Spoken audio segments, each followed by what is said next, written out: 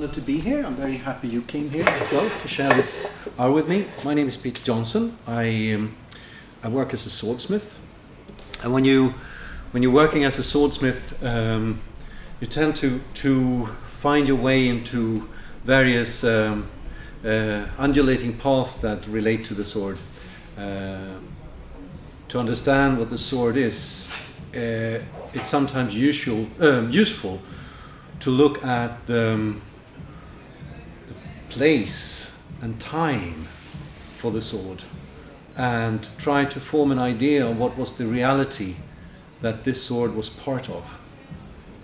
And I think that is perhaps the main theme of today's presentation, to try to provide an idea or some questions at least that you can pursue in trying to understand what a Viking sword is.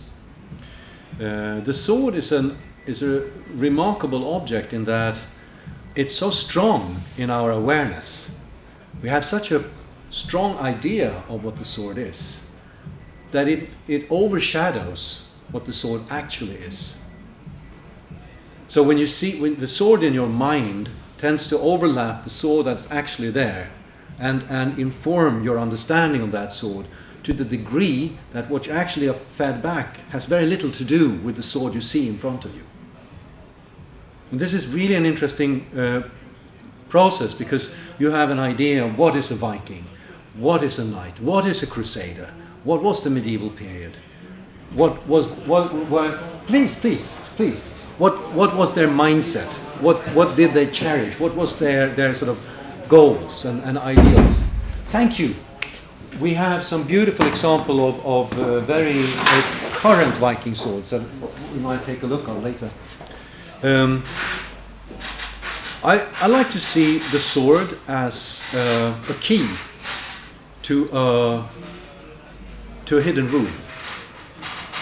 And when you use the sword as a tool for understanding, you can open up that door and get a peek inside. And what I'm going to tell you is based on current research and archaeology and history, but is as much also my own personal reflections and how I take these things in. So let's jump straight into it. So what is a Viking sword? What was it and what wasn't it? The Viking sword, the sword of the Viking period, was very, very much a central part of the life of the elite in the society. And when I say elite, it's not like princes and kings, but people of means, people who owned their land, people who had freedom to act. And remember that Scandinavia, even if we had kings, it wasn't a feudal society. So you had it was a large upper class, and of course there were also slaves. But it's not the case that you have a tiny minority who may have a sword. The sword was still a fairly common thing. It's not like the king may have one in the next kingdom. You see swords regularly, and violent lifestyle was not an unusual thing. Just read the Icelandic sagas and you see how feuds and everyday aggression takes very violent form. So in the sayings of Odin, the wise one, he has a collection of things to remember as you pass through life, a number of sayings, and one of them is this: never walk away from home ahead of your axe and sword. You can't feel a battle in your bones or foresee a fight. Never leave them. Never leave out of sight, out of touch with your weapons. So when we talk about the Vikings, we think about them as a people, but in reality, a Viking is a job description. So you are a Viking if you have a certain lifestyle. You go Viking. It's a verb. And that's a mix of warfare, plunder, and sometimes trade. And you adjust to the situation. But in all of these situations, it's good to have the backup of some kind of final arguments in the form of a sword or a spear or an axe. And this is a very ancient tradition. We might even call these guys Vikings, although they lived 350 BC. That's 1,000 years before the official Viking Age. There's a find in Denmark of a war offering in a shallow lake at the time. It's a moss today. It's called Hjortspring. And they found a whole boat, which is like a living fossil of the rock carvings that you find from the Bronze Age and late Bronze Age. But this is then early Iron Age, 350 BC. And together with this boat, they had, please, they had the equipment of a whole small army, some 80 to 100 men. So they envisioned this group as 4 or 5 of these like war canoes with 10 men on each side. It's paddled, it's not rowed, it's paddled. And on one side you have an officer and 9 privates, and in the back of the boat with the steering paddle you have the chief, the war chief. And then you have 2 guys staying behind, perhaps with a dog, to guard the boats when they are doing the attack inland. And they are shaped like this, these boats, so they can go equally in both. They have 2 fronts, so you don't have to turn around. You can just, don't even have to turn on a dime. It's extremely quick. You can, in a day, in good conditions, you can transport yourself over 100 kilometers. So they are fast. And when you have these boats, they are very shallow draft. You can get far into archipelagos with these boats and disappear before anyone has noticed. So these guys, 1,000 years before the Vikings, they were doing the Viking thing. That's their shields, had this marvelous, soft, beautiful form. And the shield bosses, it's an all-wood construction. The shield bosses have not 1 but 2 races, almost like it's almost like a female bust. And then you have the spears, and many of them were just simply chopped off leg bones. Very nasty. But they also had beautifully forged iron spearheads. Some of them of remarkable size. Some of them are 4-sided, 4 sharp edges, like a kind of bayonet. And then some 8 swords. So perhaps the guy in the front of each side of the paddling was the officer, and that was the guy with the sword. The rest of them only had spears. And the swords are really like monstrous sabatier knives, but very dedicatedly forged. The top one is a narrow thing with a back spine that is almost 10 millimeters thick and a width of 25 millimeters. So it's a really dramatic cross section, and the edge is super thin. So they are almost like a cross between a straight razor and a bayonet. I find them very, very fascinating. Welcome. And later on, you still have the same guys who later, in the later generation, became the Vikings. They served in the Roman army. They went south to the south side of the Limes and got paid by the Romans to fight their nasty neighbors to the south. Very handy. So it was a win-win situation, and they came home with nice Roman army swords. And this is like 2nd and 3rd, 4th century AD, and this is really a period of a high peak in the art of pattern welding. You must make sure to come to Owen's demonstration tomorrow if you didn't catch him today. But these are just some examples of what Roman cavalry spathas were like. I mean, in complexity, these are not far behind the most advanced Javanese cuirass blades. Far more advanced than any Japanese blade you'll find. Way beyond. This is really, really advanced work. And we don't really connect that to the Roman Iron Age, but these guys were truly experts in their craft.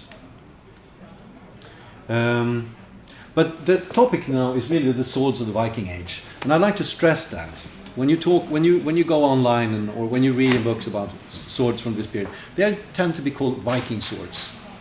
Very few of them are actually Viking swords. as in being connected solidly to the Norse culture. Most of them come from other parts of Europe. It's just that they tend to look more or less exactly the same. So this is a Frankish warrior. It's not a Viking. You can recognize it partly from the shape of his helmet, mostly from the shield actually, which has a deep dome shape to it. The shields of the Vikings were flat. So this has a different tactical function. And then of course he's also depicted in a book, in a codex. And our ancestors in the north, they didn't write books. So that's another difference. However, his sword is pretty much what you expect a Viking sword to look like. This is another one you might think, yeah, that's a Viking sword, but it's not. This is an Anglo-Saxon sword. It's very, very Anglo-Saxon. A Viking may own one like that, but it wasn't made by a Viking and probably not for a Viking. But you do find them in Scandinavian material. But the very typical thing with them is that you have a peaked pommel, almost like a rude gesture with the middle finger there. And then you have the curved upper and lower guard. The nomenclature is that this is the pommel, that's the upper guard, that's the lower guard. These swords tend to be pattern welded also.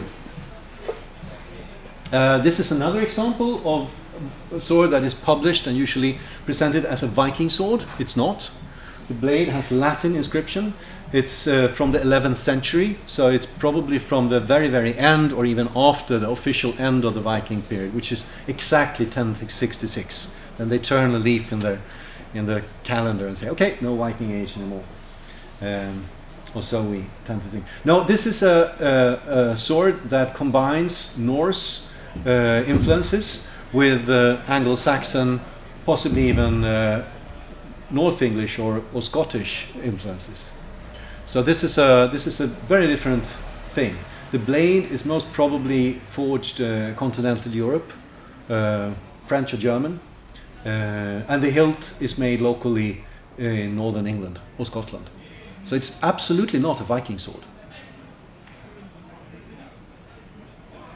This is another one that it's found in Sweden, but I do think it is of a type that has to do with the British Isles.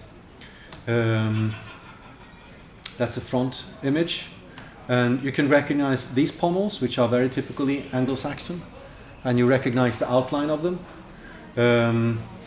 So I would be tempted to say that it's a type that belongs to the British Isles, that rather than a typically Norse sword. But it's found in Sweden, so it was used by a Viking, even if it wasn't made by one. This one is a famous sword in the National Museum of Dublin. It's also tended to be spoken about in the context of Vikings. But it's clearly an insular work. You see the knotwork is of the same kind as you see in the Book of Kells and other manuscripts of the time. The form of the pommel and the guard is not really reminiscent of anything you find in the Norse areas. So again, this is not a Viking sword. It would be truly appreciated by a Viking, I'm sure, but it wasn't made by or possibly even for a Viking. Rather perhaps an Irish prince or something like that. Another one that is published as an example of the typical Viking sword, while in fact it belongs to the Wallingford bridge type, which is a kind of sword that is a cross between the Danish culture, the Danelaw of England, and the local Anglo-Saxon culture. So it has influences both from Norse metalwork, but the basic form has this double curvature of the typical Anglo-Saxon hilt. And likewise, you have this one, which is an Ingelry blade. It's made in some Frankish smithy, and again, from the general shape of the hilt, you can see strong Anglo-Saxon influences on this one. It's a wonderful sword. The Ulfberts, I'm sure you've heard about the Ulfbert. Everyone talks about the Ulfbert sword these days. I'm not really going into talk about the Ulfberts because I thought maybe someone else would do a whole lecture about them. But if we have time afterwards, we can do a little bit of Q&A about them because they are worth to think about. These are continental swords. They are made in today's Germany or Austria. I am not a follower of the idea. I don't think the hypothesis that they were made in Scandinavia is true. I think there's much to speak about it. It's been recently suggested that they are made from imported crucible steel and forged in a place like Hedeby or Birka. However, the name is Frankish or Germanic. It's written with Latin letters and they use crosses.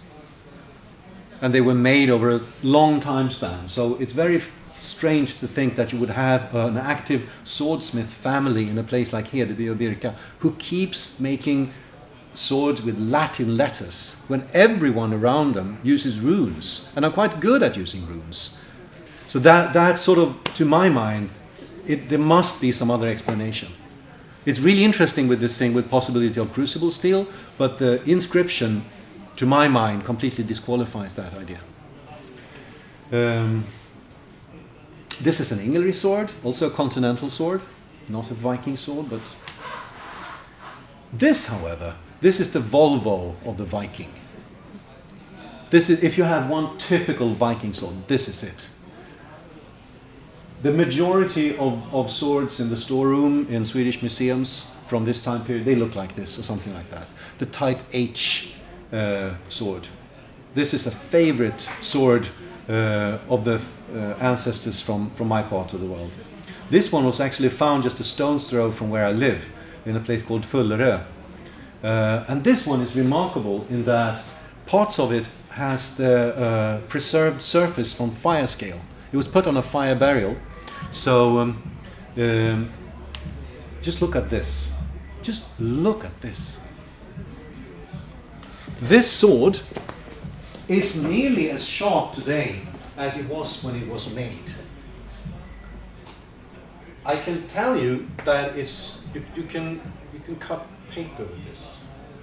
Don't ask me how I know that, but it's a fact. It's really sharp. You know, if you start the cut, it will cut paper. You can see the striation of the folded steel in the edge. You can see the amount of etching done in the pattern welding. And you can see how neatly the pattern welded is isolated to the fuller. It's a really interesting pattern with half the twisted bar being solid material and half being layered. So you have this sort of almost checker pattern going down. It's a fantastic piece. It's like this little window into the Viking Age. You never get to see this. This is another typical Scandinavian, possibly even Swedish type. And if everything you have like a negative curve into the grip. These swords tend to have a very narrow grip. Another one, straight upper and lower guard. Typical decoration with silver and copper overlay in a knot pattern. I think the top here is a stylized house or some kind of construction. There is like a platform and something that looks like an interwoven roof of some kind.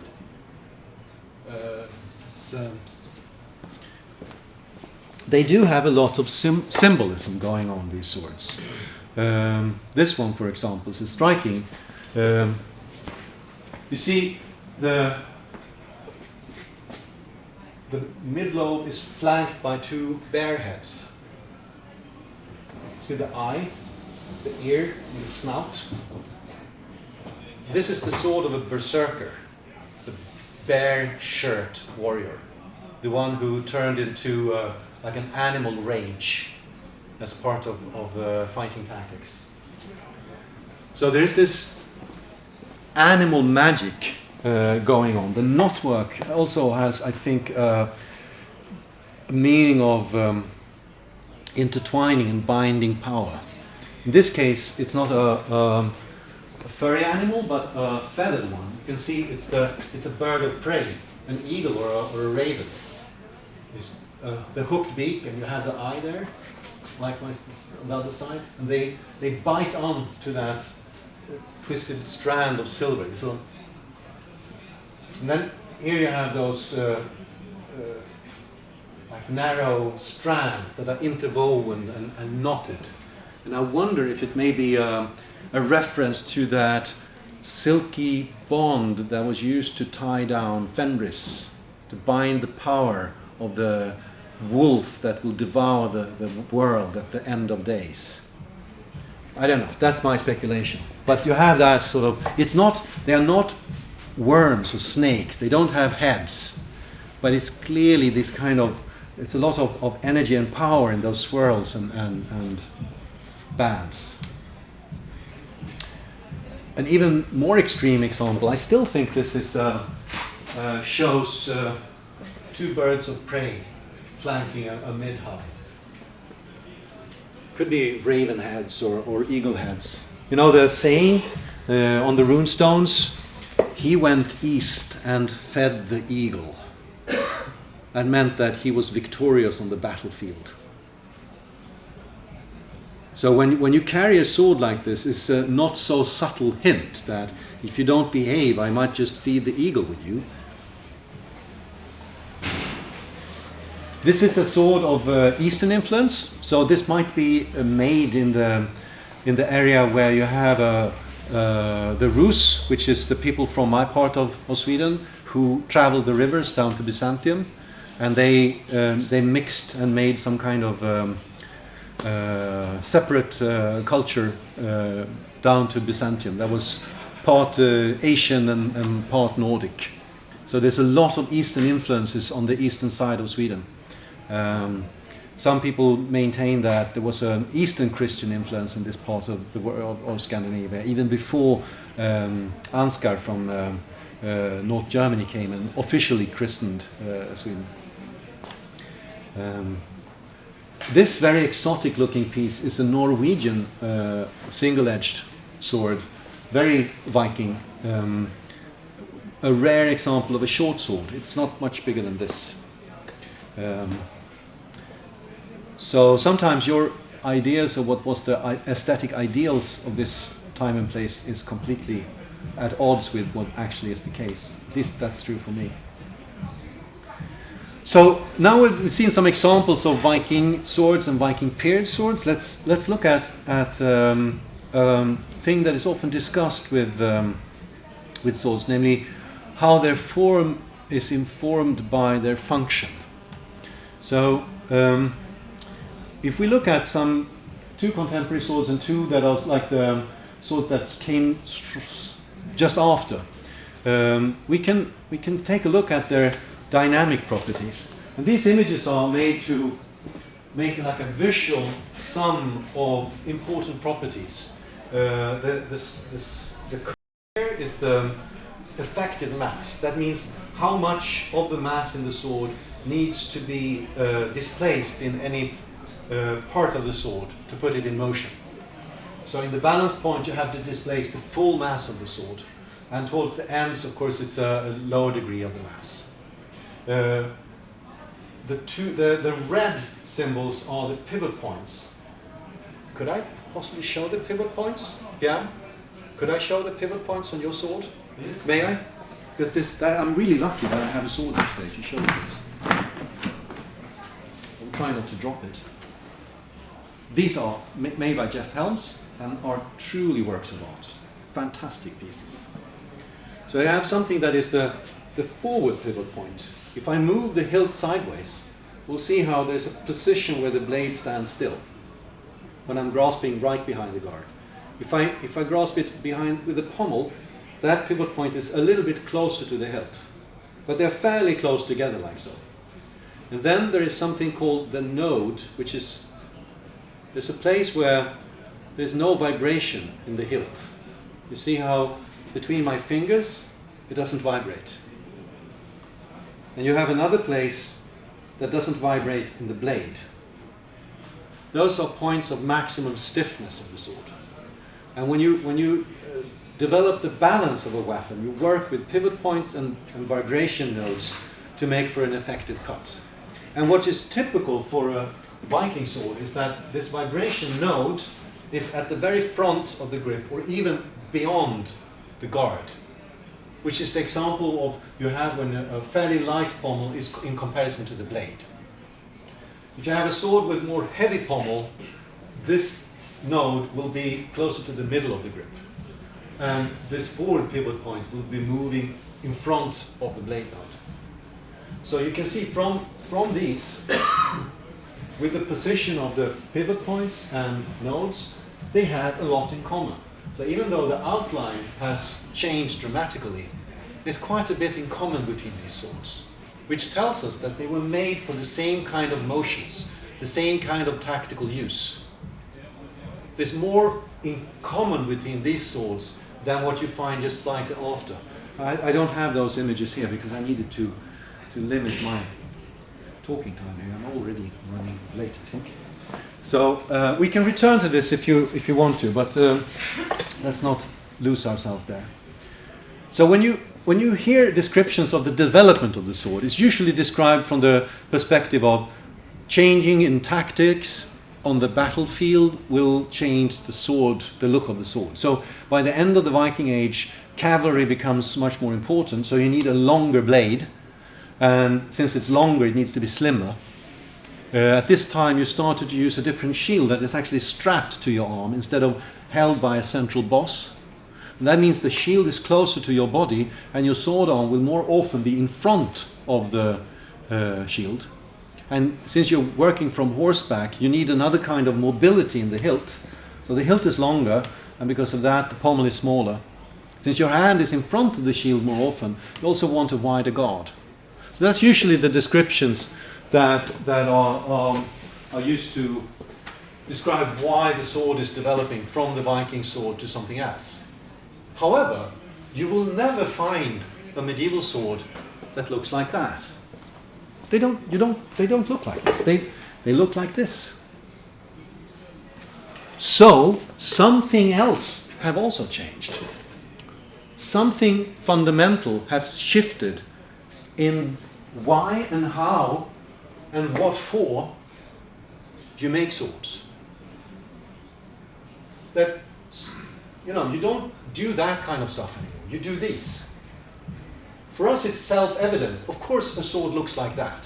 But that's just in hindsight. For these people to take the step from this to that, that's a dramatic change. A complete change in aesthetic thinking. And so we need to take a look at what Europe was at this time.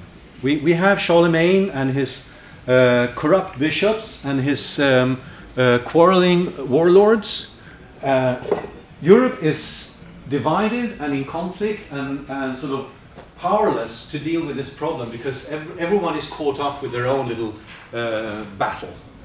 And that's the perfect opportunity for Vikings, for Magyars and from Moors to start to make little visits from north and east and south. So Europe is in flames at this time.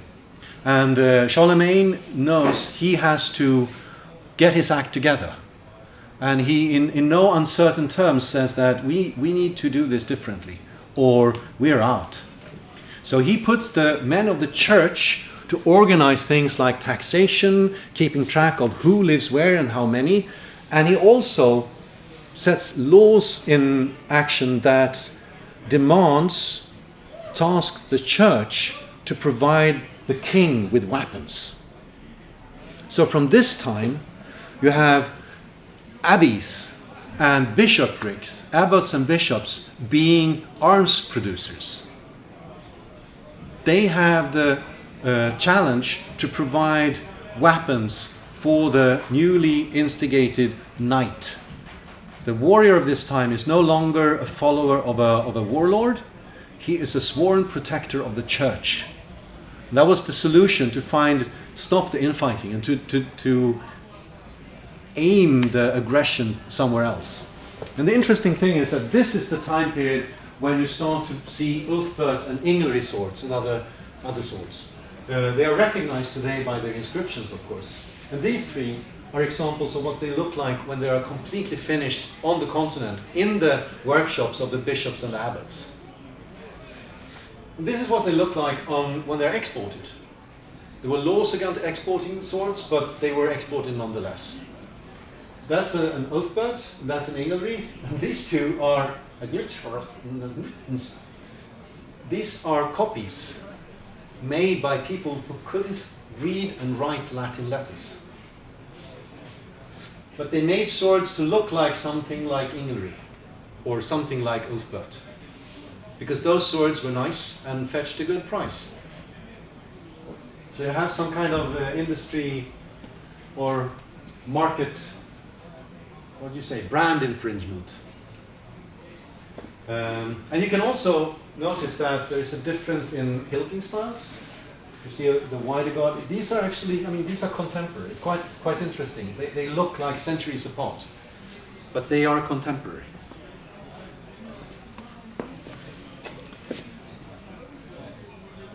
A little bit later, as an example of this, you have a man like Bernard of Clairvaux. This is the beginning of the 1100s. He is a man of the church. He is a politician. He was part of instigating the Order of the Templars. He advocated the Second Crusade. He built lots of monasteries, among which Fontenay Abbey in France, which is one of the Cistercian monasteries. And he was a very stern gentleman. And one of his saying is, no decoration, only proportion. That was one of their key rules. And it's really mirrored in the fantastic architecture of the Cistercians. I mean, these monasteries, they were not just centers for worship and religious things. They were economical hubs. They were hubs for early industry and technology development. The Cistercians were known to be skilled metallurgists. In the Abbey of Fontenay, there is a smithy. And the smithy is nearly as big as the cathedral, as the Abbey church. And they made, that's where you have the earliest preserved water-driven hammer that is still in place. This is the forge in the other room, but there is a huge water-driven hammer that was fed from water from the fish pond. So very ingeniously done. And this is the time when you have the Christian knight being focused into becoming a weapon of the church and used in the Crusades. You have the Holy War becoming a modus operandi for the church and for the military elite. And the sword was made to perform a holy deed. So if you have this idea that geometry is a key element in understanding God's will of creation, you could see geometry as a fingerprint of God in creation. I think this is the reason why swords start to look like this. Because the guys at the monasteries that were tasked with producing swords, they made plans for them in the same way as they planned cathedrals and abbeys when they planned books or religious art or pieces of music. They used arithmetic and geometry to define their products. Not only because this is a handy way to explain things, but because it has inherent meaning. And you can try and fit a geometrical structure on a Viking sword. And try as you will, but you won't, well, very rarely will it meet up. You can see how the point of the sword doesn't go evenly into this length. I mean, I can't change the size of the circles, right? They are what they are. I can only scale this so I have a meaningful division right in front of the guard here. If I then continue this, I don't get any kind of satisfaction there. So let's try another division. Let's make the division here, which is also like a logical one, and it still doesn't go evenly. I can't just add another circle to make it fit. Well, this is another possibility, like the inside of the guard. That's also like a logical place to find a division. And you see, it's still not a happy solution. And finally, in the middle of the guard, and it still won't make for a commensurable solution. And this, you need to reflect on this. When I talk about the geometry, I sometimes get the response that, well, you could just add another layer, you can add some more lines. But that's not true. It's like you can't, it has to fit or it doesn't. There's a certain stepping, there's a certain modularity. and the margin of error is surprisingly small. So either it fits or it doesn't. And when I do this with the Scandinavian Viking swords, it's very rare that I find in a sort of an obvious and easy manner a nice solution. And in those cases when I do, the further definition of the parts become very complex and demands a lot of pre-shapes or a very high number of, the blade is 7 parts and the hilt is 9 parts and the guard is 8.5. And that's not like a really plausible solution. You wouldn't do that. It's too complex. However, when you look at continental and Anglo-Saxon swords of the same period, all of a sudden you have a commensurability. Very clearly and simple, right behind the guard, right in front of the guard, right in the middle of the guard, and you have a happy modularity. So it seems like there is a different approach to making swords that makes the Scandinavian sword stand out. And this has to do with the patterns of thought of the time. It was really important to find a balance of things and everything in its proper size, proper place. When the parts are arranged in this way, they all combine into the whole, so that out of all the parts in the universe there emerges one single wholeness of things. That's a crucial idea when it comes to medieval philosophy and aesthetics. That's the ruling principle when you make anything of importance. Everything needs to come together just so, and it needs to be self-referencing. The solution needs to be inside the piece. Geometry was the principle and the compass was the tool when God created the world. God uses geometry in his act of creation. The compass, not the hammer, not the saw, not the shovel, but the compass is the tool of creation. The cut of the compass divides water from land and light from darkness. And if you understand this principle, you can yourself as a designer or an artist or an architect use the same principles when you do things of importance. Numbers and geometric shapes, they carried meaning. Since the Holy Scriptures were written by people who were very versed in Judaic mysticism and Greek philosophy, you see it all through the Scriptures. So the Holy Trinity, number 3, is of course the equilateral triangle. The 4 evangelists, justice, equality, stability. It's referenced by the square or the number 4. 5 is the wounds of Christ, and those will be what saves you. So it's a sign of protection. And it's also a heritage from the Greek philosophers, an understanding of the number 5 as the quintessential. 6 are the working days, the labor days of creation. And because of that, it's a number for perfection. Since you construct the hexagon from 2 triangles, one pointing upwards and one pointing downwards, both being the same, you have the macrocosmos and microcosmos. As above, so below. As below, so above. 7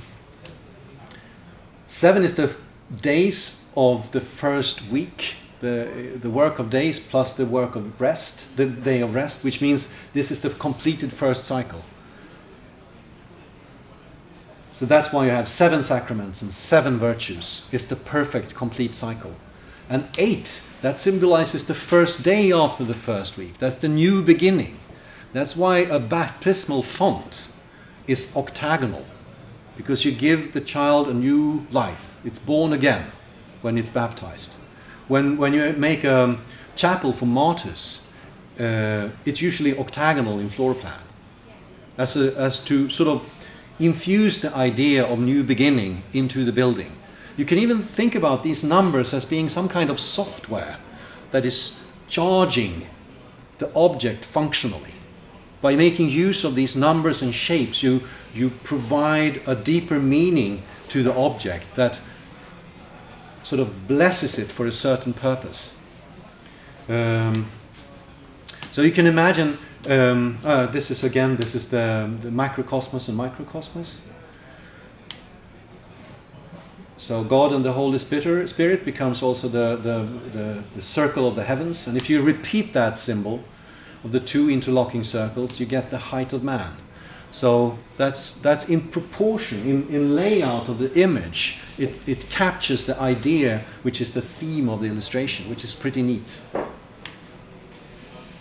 This is the actual geometric construction that is hidden underneath the architecture of a cathedral. And you can see how they have some favorite tricks they use time and time again. The inscribed octagon, or the 8-pointed star with a circle, is used almost like a modular unit. And from the cutting points, you can define all the elements of the cathedral. This is very recent research based on analysis, investigation of surviving parchments. So Robert Bork looked at pinpricks and scratch marks left in the parchment. So it's not guesswork. This is the actual construction. And take a look at this. This is the portico. You have again the same game with 8-pointed stars and the circle, making for wall thicknesses and door openings, spaces between pillars. Very simple and very subtle. It's very skilled work. And take a look at these sword plans. You recognize the same shapes. You see the inscribed octagons, the 8-pointed star with the circle. Exactly the same strategies that you recognize from those cathedral plans can be used to define the proportions of the sword. So the two inscribed octagons, the space between the sides give you exactly the thickness of the guard. So not only is it placed when you lay it out like that, so you get it exactly in the middle of the first big circle, the height of the guard is also given by the two inscribed octagons. And this is more or less a schematic for making swords of this time period. They tend to be made like this very often. So it's not like every sword has its own geometry. It's rather than the case that swords are united in groups where you have some basic similarity in the geometry and then some variations to the theme. But they have very often these reoccurring strategies. 8-pointed star with a circle, inscribed octagon, whole number divisions like 3 and 5, and you already know what 3 and 5 stands for. 3 is a blessing, 5 is a protection. So if the base of the blade is a fifth of the basic circle, that's what protects you. If the guard is defined with the circle and the number 8, maybe it's under influence of God and will assure you resurrection as a martyr if you die in the Holy Land. Maybe this is a way to charge the sword with some kind of holy purpose. And the proportions are not only the same in principle, but also in layout aesthetics. It's quite striking when you compare them like this. This is not a proof of anything other than these things were current in the thinking of the time. So with this image, I'd like to show this is the death of the Viking, because the Viking period stopped when they found out that the smart way to do things is not to do the costly building of a war fleet and risking storms to go to England and demand silver. It's much better to be a Christian king and tax your population. That's much smarter. Less risk, less investment, and you also get a great trade deal because you do a European Union adjustment.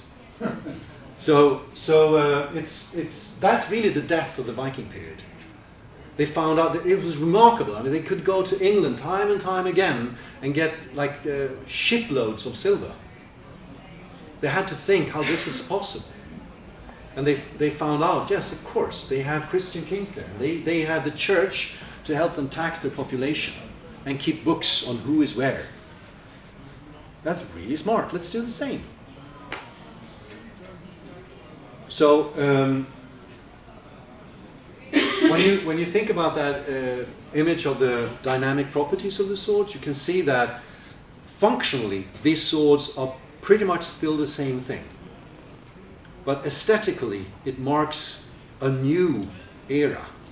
It's the end of the Norse warriors. They become knights, protectors of the church and followers of the king, rather than members of a war band.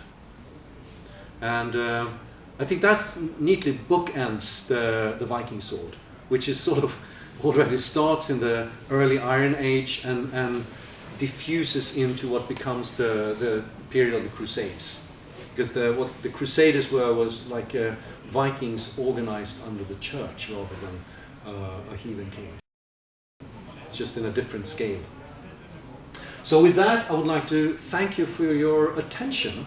And if you have any questions, I would be happy to try to answer them. Thank you so much. Thank you.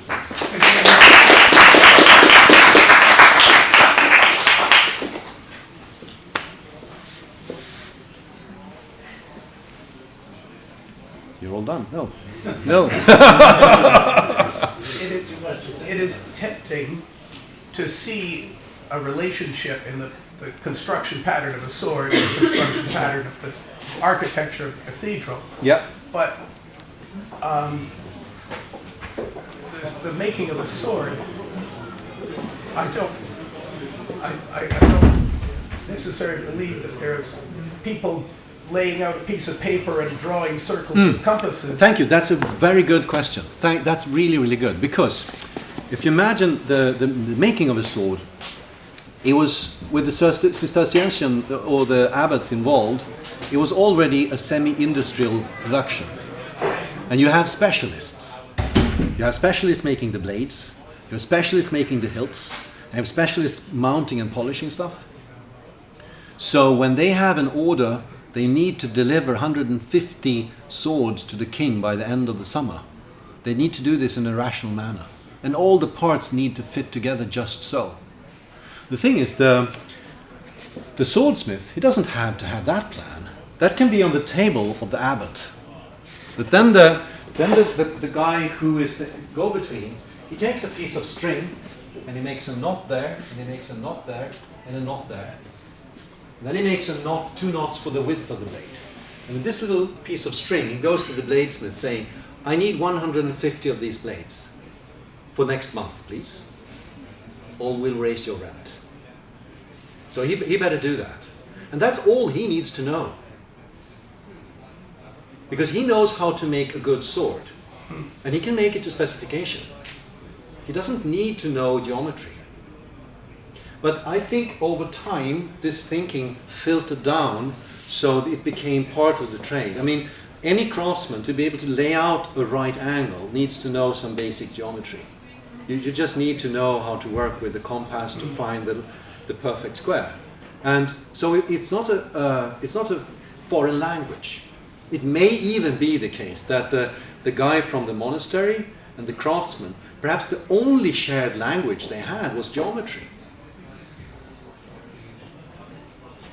So it's not an alien concept. It's just that at this time and place, I think it was instigated and made use of to a whole different level.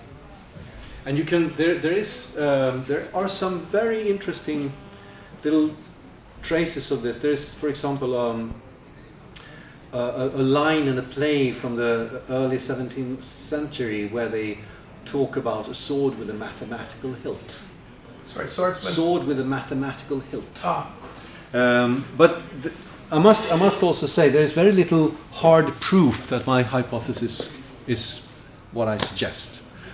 Anything short of actually finding drawings like this or mentioning in texts. But there's a lot of working procedures that weren't even talked about.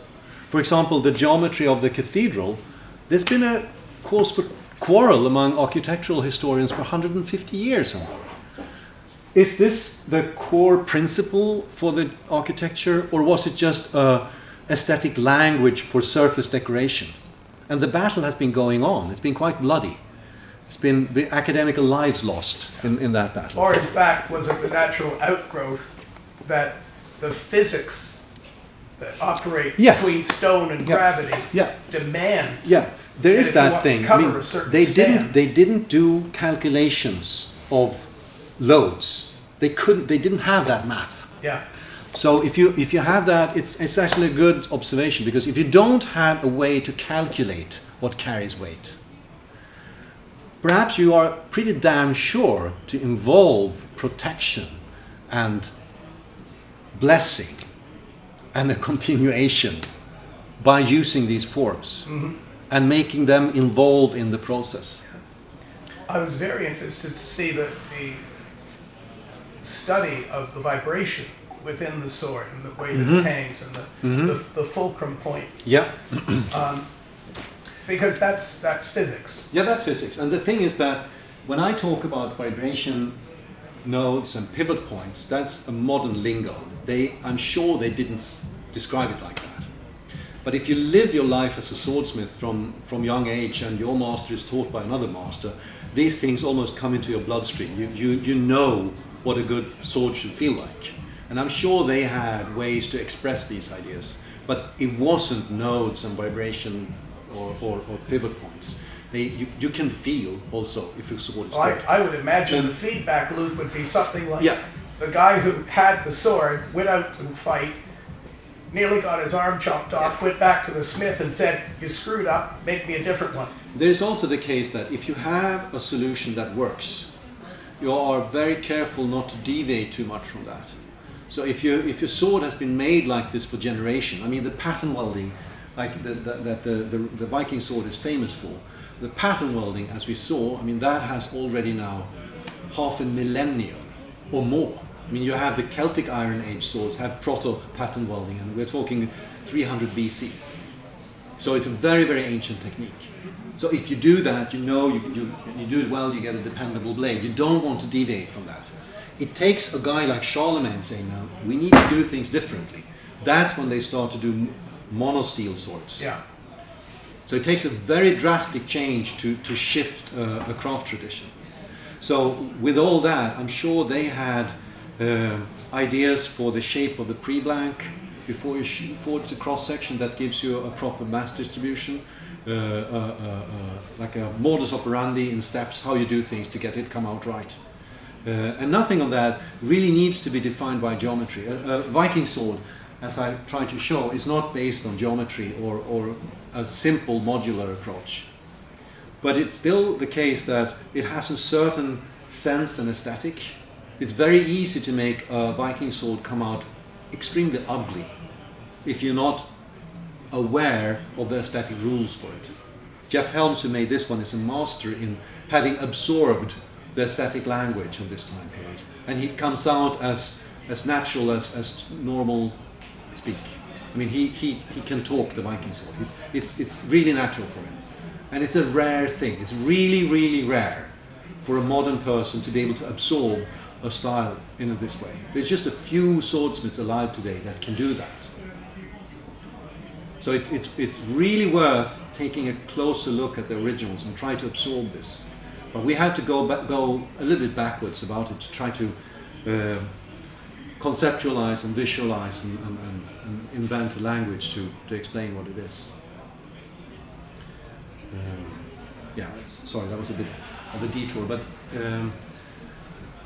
I believe the use of geometry was the sensible thing to do at a certain time, at a certain place. It's not a way to make a superior sword necessarily, but at that time it was the perfect idea. I certainly like your analogy of communication by geometry, because a cathedral was constructed Exactly out of like the ideas of a master mason. Yeah, and they made templates and they had an order of things, so they worked according to certain modularities and templates, and they could build a cathedral from that. And that's, you find a lot of medieval crafts organized in just that manner, where you have the sculptor making the woodwork around the altarpiece, and the painter doing the painting. And when you look at the proportions and the geometry and the proportion and the decoration of the architectural framework, you can see they all build on the same system of, oh, wonderful, thank you, on the same system of proportions and even geometry.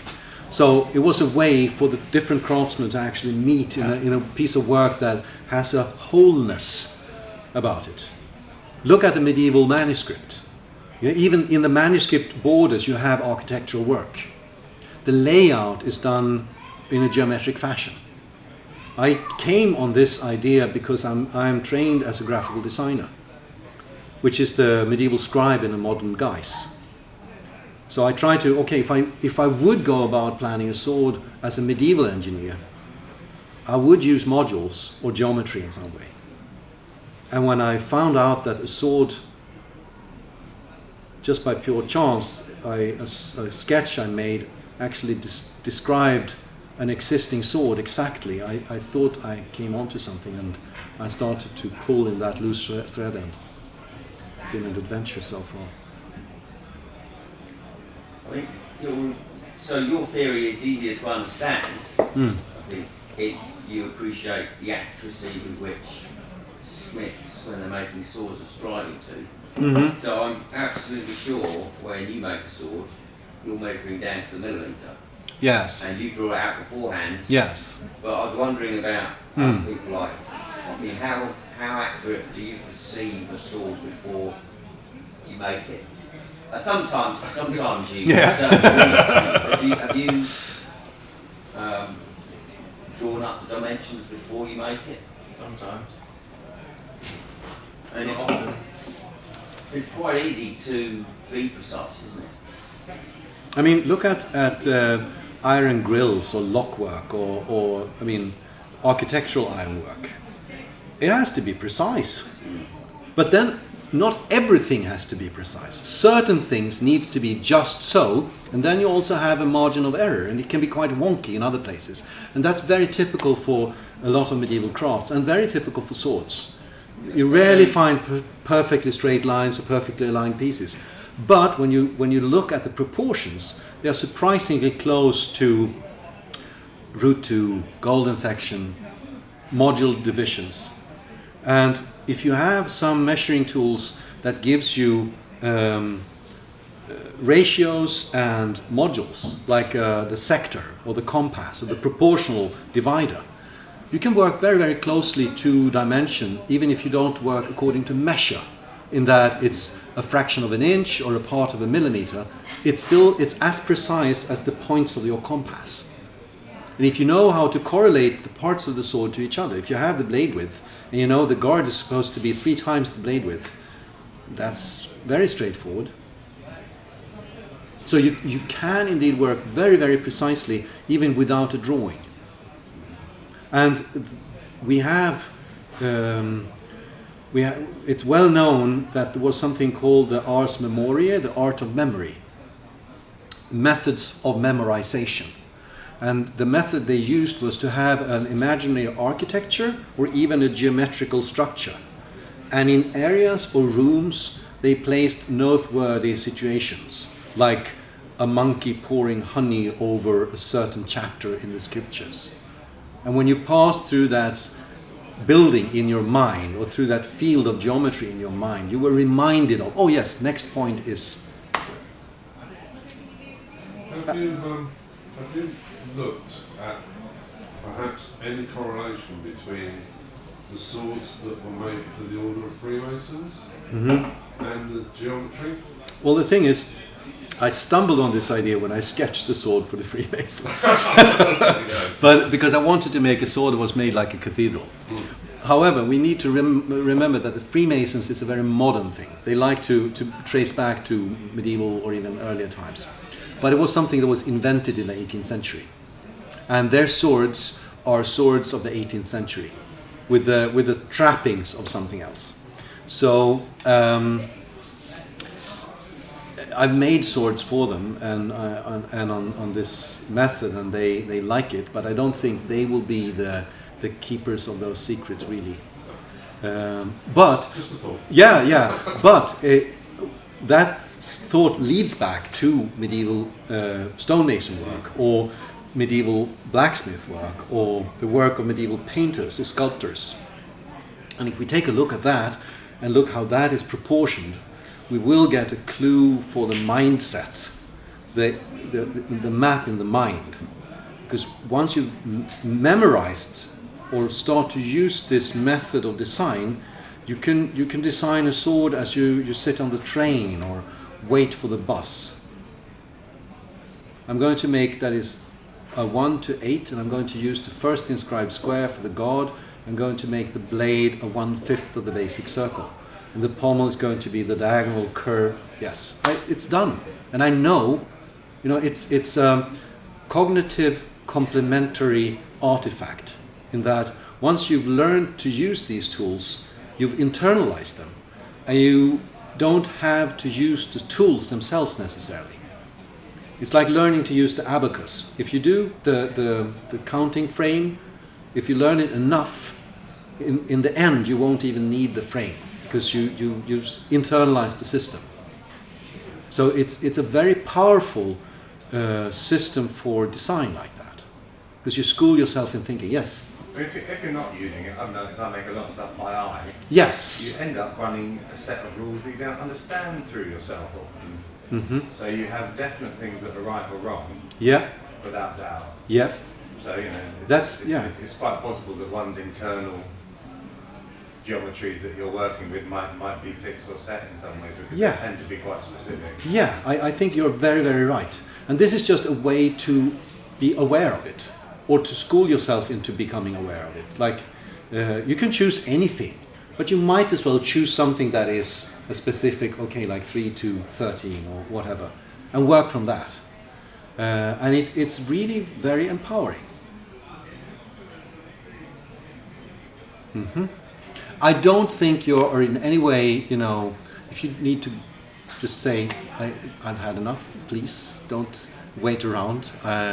I'm happy to stay around and answer questions if you want to. This is a good way of not making a Viking sword. Yes. Basically, you want to draw exactly. out some geometry. Yes, if you want to make a Viking sword, don't use geometry. Don't ever use geometry. That's trying to, explain to some, that's the wrong language. Absolutely. There's a time and place for it. Absolutely. Thank you so much.